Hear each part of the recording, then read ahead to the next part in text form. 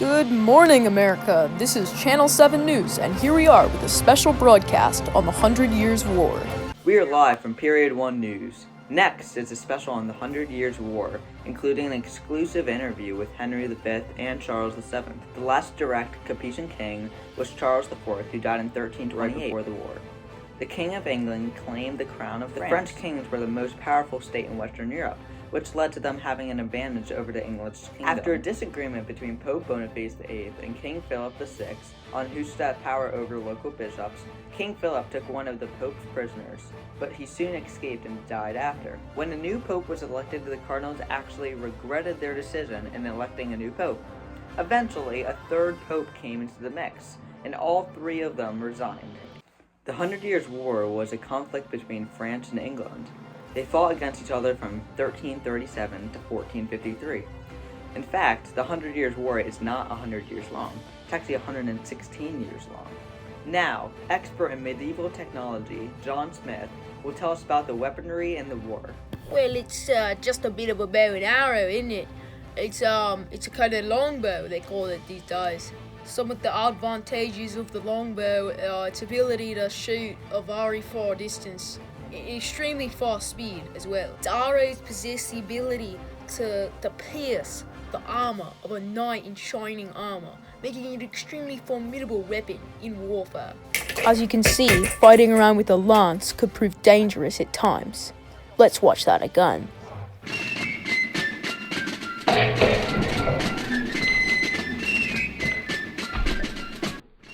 Arrows were not aimed at specific targets, but instead, a cloud of arrows would rain down from the sky. It required a great deal of training.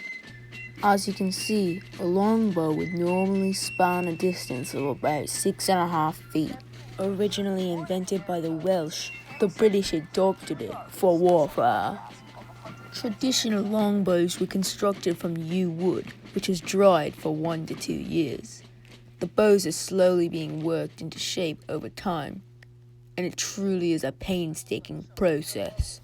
The exact magnitude of the range of the longbow is anywhere between 180 to 270 meters. Yards, not meters. They might have been deadly from a distance, but up close, archers were extremely vulnerable.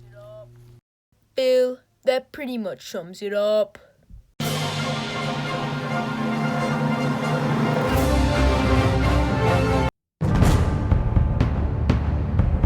As you can see, fighting with a lance is extremely dangerous and is not recommended. You could get hurt, the lance could break, but all in all, it's just not good.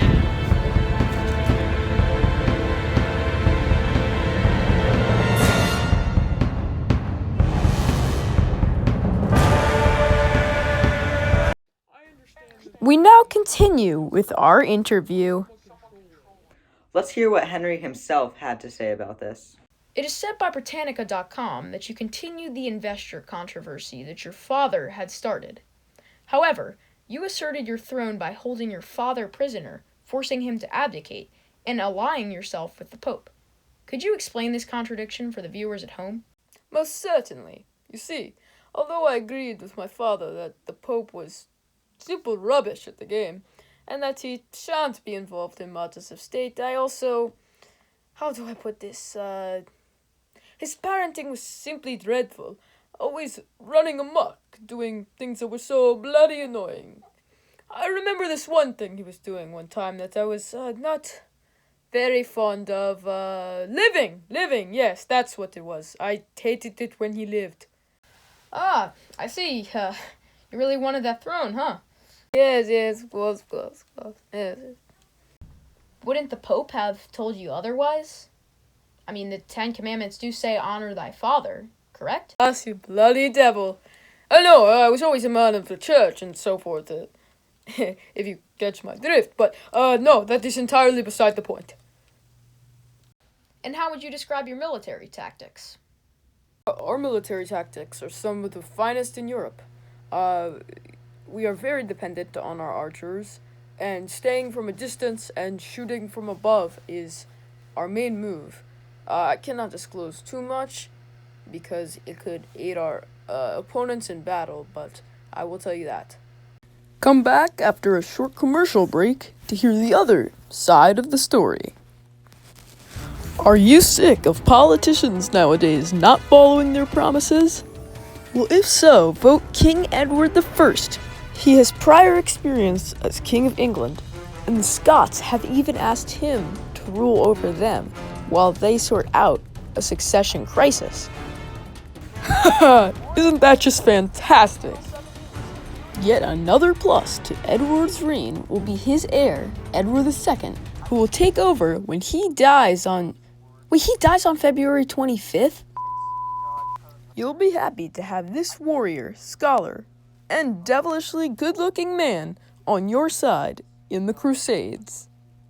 Oh wait, that hasn't happened yet either. But one thing's for sure.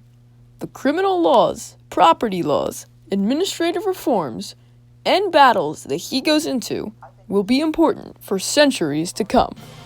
Now, renowned journalist John Carter will interview Charles VII, King of France. Since you are only a secular ruler, who do you tell your people to listen to on matters of religion? I think we should listen to Joan of Arc's words of wisdom, because it's God telling us what to do. How would you describe your military tactics?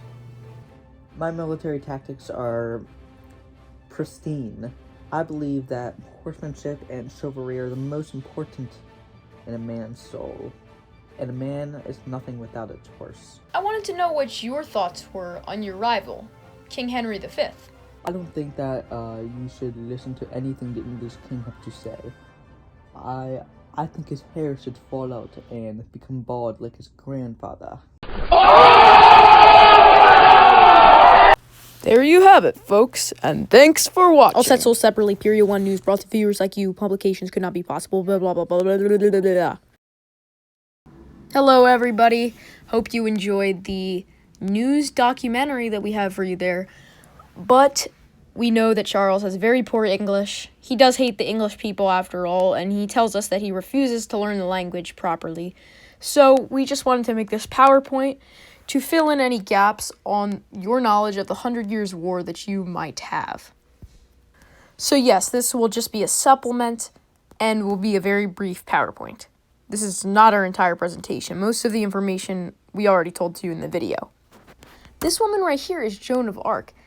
You can see they really do make her look good in this painting. So this was clearly painted by the French. This is an important detail in the story of Joan of Arc because depending on who you ask, she could either be a heretic or a heroine. The French loved her and thought she was a prophet, believing God was on their side, and that she brought religion into it, in a way that ought to have been done. But obviously the English were their enemies and thought she was a crazy woman, especially since she was just promoting the other side's agenda. So the British had her executed.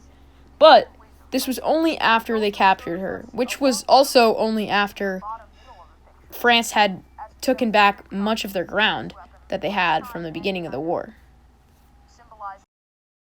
You see, in the first part of the war, the English had made large gains in territory, and after Joan of Arc went around the streets preaching that the France would win the war and that God was on their side, it inspired many of the French soldiers to take back the land, and they were successful. So this picture right here is a depiction of the 100 Years' War. It's painted or drawn, or whatever you want to call it, by a Frenchman, so on King Edward's side, likely funded by him or some kind of noble, and you can see there's a lot of horses in there destroying the archers. So it displays King Edward's love for chivalry and knights and the old ways of fighting. It also shows us a longbow in the bottom middle of the picture, which, as we said, was a very prominent and famous weapon for its time and kind of symbolized the enemy for the French.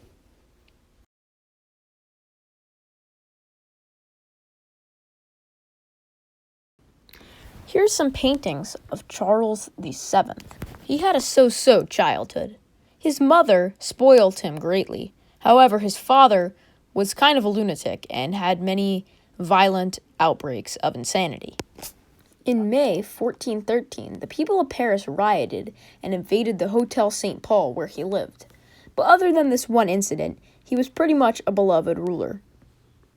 He married completely for power, like most people of the time. He actually wasn't supposed to be the heir to his father's throne.